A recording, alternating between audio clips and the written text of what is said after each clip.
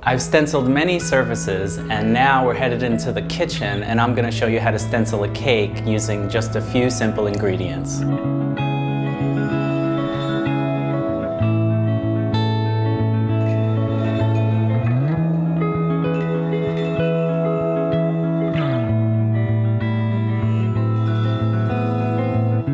The first step is to ice your cake, and we're using a white icing, and we're going to do a cocoa design on top of that.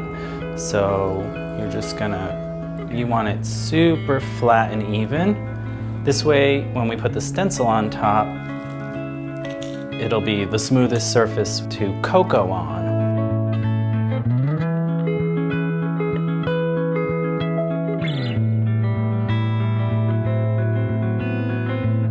Once I got my icing as flat as I possibly could, I refrigerated it overnight so that I have a firm surface to stencil on. Next, I'm going to add my cocoa to my sifter, and this way, when I'm dispersing the cocoa into the stencil, I'll have a very controlled tool to use. Once you have the sifter loaded with cocoa powder, it's time to place your stencil on the cake.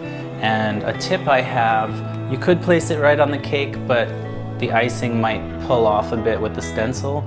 And a little tip I use is I use some water bottle caps, and I put them between the cake and the stencil to float the stencil evenly over the cake, and this way the stencil won't stick to the cake. Next, you're ready to disperse your cocoa, so you hold the dispenser over the stencil and disperse the cocoa throughout the open areas of the design.